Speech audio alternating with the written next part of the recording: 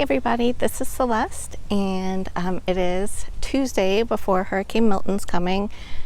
We live in Sarasota, between 2 and 3 miles from the coastline, and I just wanted to do a little video of how our place is looking. We're hoping for not too much damage, but we've also just been really busy with stuff in the yard. We're really far behind, so a lot of the trees haven't been pruned as short as we would like them. But I hope everybody else is staying safe. We used yesterday to prepare our house because we're staying. And so we put hurricane shutters up. Our house was built in the 60s, but it's pretty well built. It's concrete block. So we have all that set up. We'll put hurricane shutters over the front door later, probably tomorrow afternoon.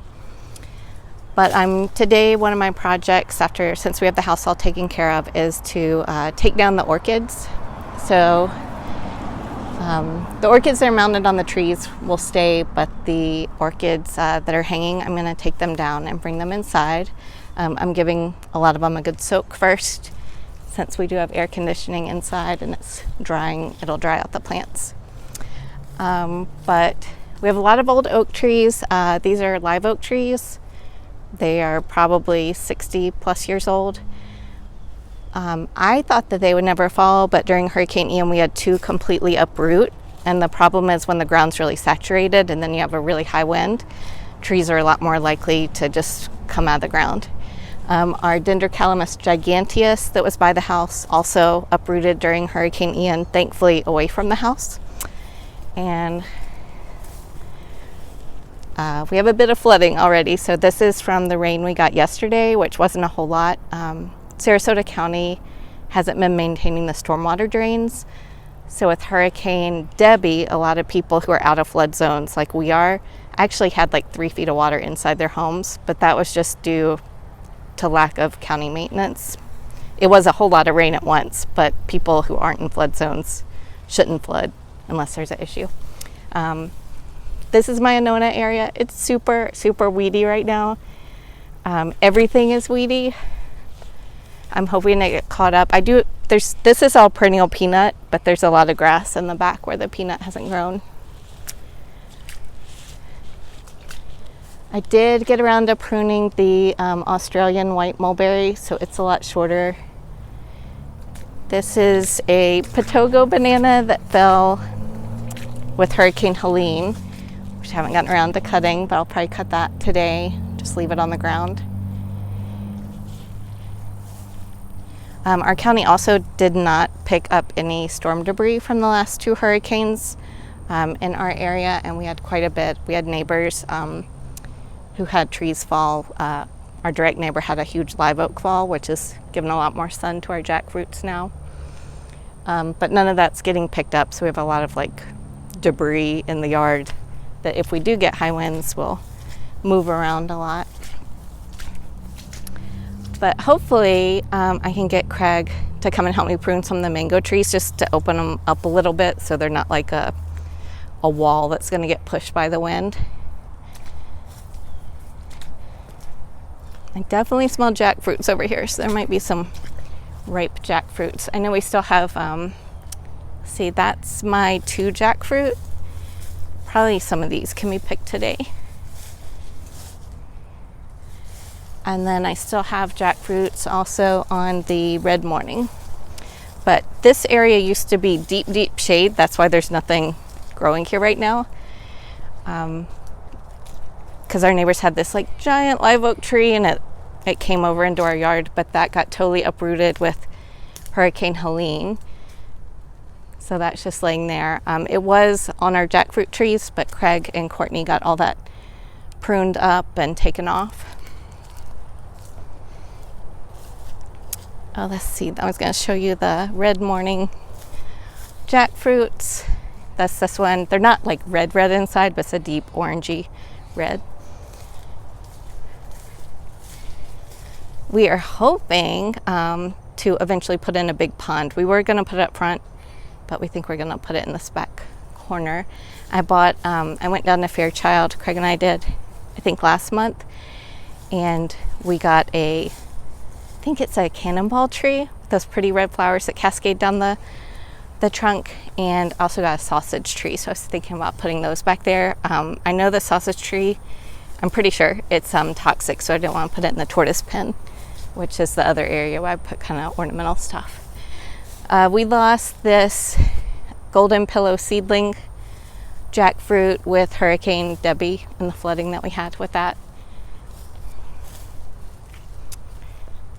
But this mango tree right here is going to end up coming out, and then I'll do something with all these bananas. I'll probably put a weed cloth down in this area to kill off all that. And then some mango trees. We've just been shifting this weed cloth around to try to keep up with the weeds because we're so far behind.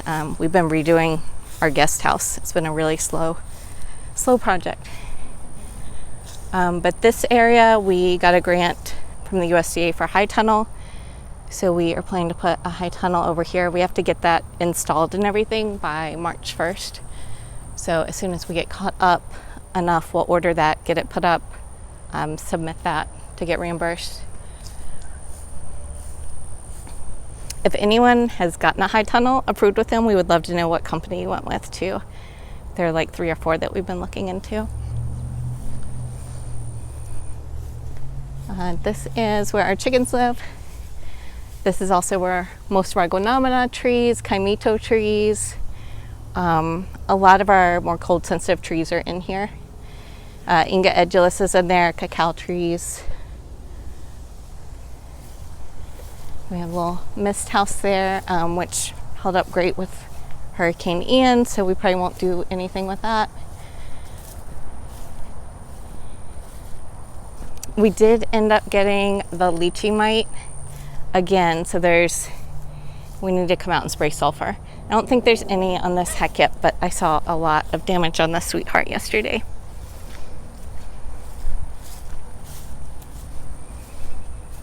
This is our dot mango. I think Craig has like Kesar on this and maybe an Aping.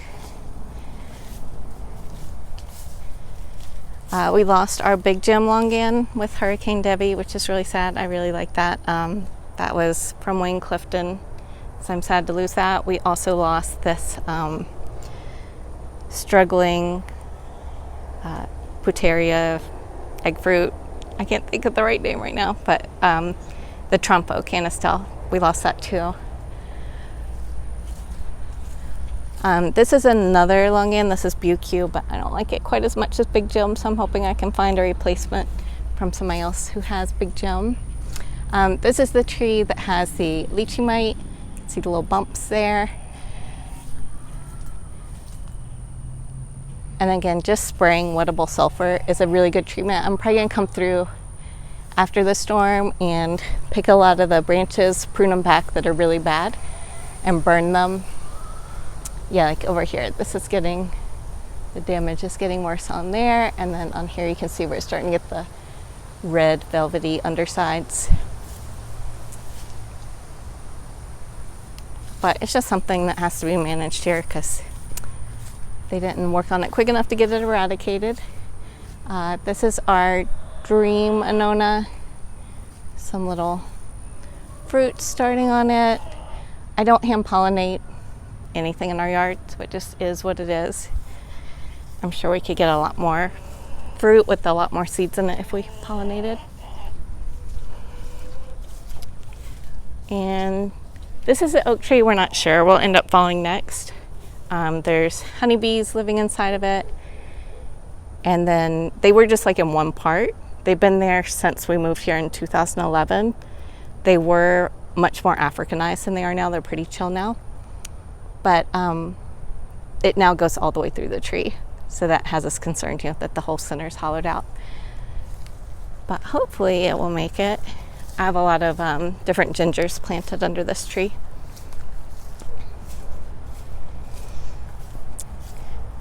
And then two of my macadamia nuts, these are both the Dana Whites. I'm trying to decide if I want to prune some out of those. I might just leave them. But that's a really good nut. It's the only one that I've tried, so I can't compare it to other varieties, but I do really like this one. peach and plum trees in a weedy mess. This is Mauritius. This was our tree that had the lychee mite the worst, and we cut it all the way back, removed all the leaves, painted the trunk white to protect it from the sun, and it's leafed back out. But again, we'll probably just spray them all with wettable sulfur after the storm passes. That's Pope Eucalyptus. And this is where our tortoises live. And we have dwarf elephant grass and hibiscus planted on the outside that we cut and give to them. And then we have our Dendrocalamus giganteus. It went to seed this year, and one we had in a different part of the yard also went to seed. We do have little seedlings coming up that we've been potting up. That's struggling sugar bell citrus. But this is the bamboo that went to seed. A lot of the poles are dead now and have been falling. But we will see if we end up planting another one out here. There is a little bit of new growth on this, so maybe part of it will end up surviving. And this is honey bamboo. You're supposed to be able to eat the shoots of this one raw. I'd probably still cook them though.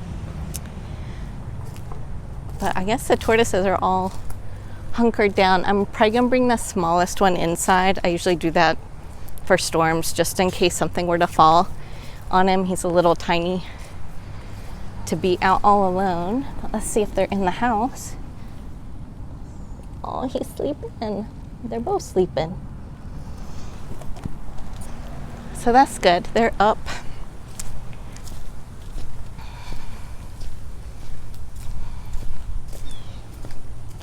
But this area is an area where I plant like bamboos or stuff that we just don't want in other parts of the yard right now.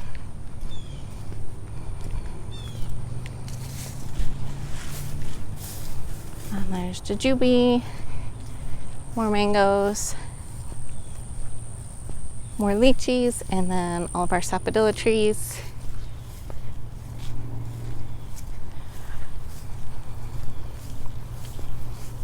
And then over here, our largest jaboticaba, or Sabra jaboticaba, fell with Hurricane Helene.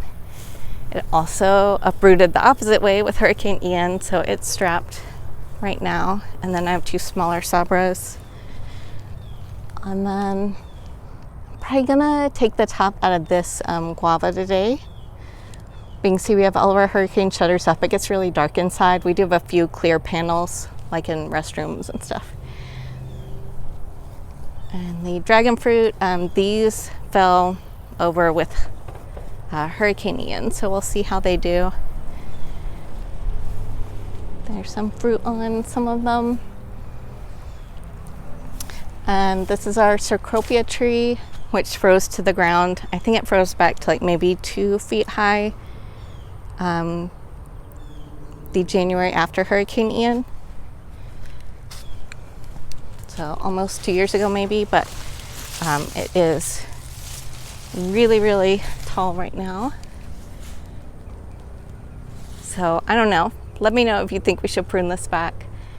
Probably might prune part of it back just so that it doesn't come out of the ground. And then this area we recently put in Puteria trees. We lined the fence with passion vine. We've gotten a really good crop off of that, but it is really, really, really weedy out here. I've got a lot of zinnias and things planted over here.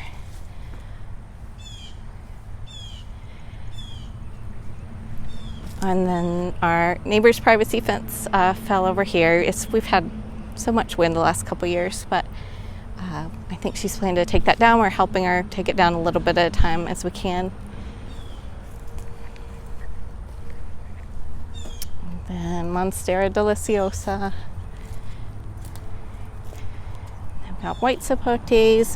There's some moringa up here, elderberry, different things like that. My plan is to kind of redo this whole area though. And then the front circle is just plumeria, dwarf Fiji coconuts, avocados, and loquats. So before Hurricane Ian, we cut all the plumeria back. I don't think we're going to do that this year. They're just kind of on their own. This is Osea avocado. This is the first year the fruits have made it to this size. So that's exciting. Hopefully we will get some fruits to enjoy off this tree.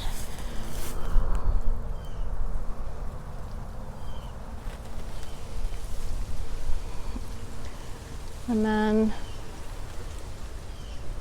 coconuts. But anyway, we have solar, but we don't have any batteries. So if you have solar panels on your house, if you don't know, and you don't have batteries and the power goes out, you still lose power. At some point, we might look into seeing if we can hook up like a solar generator to it, just to be able to run a fridge or something. I need to become a lot more educated on that. But the batteries for solar were more than the solar system, so it didn't really make sense, since we haven't lost power with any other hurricane, to invest in those right now. We will find out at the end of this week if we made the right decision or not. But yeah, so that's just an update from our yard. Today's job is yard prep. Just finding out, like putting up what we can, securing what we can, and then everything else will be on its own. I hope everybody stays safe, and thanks for watching. Bye.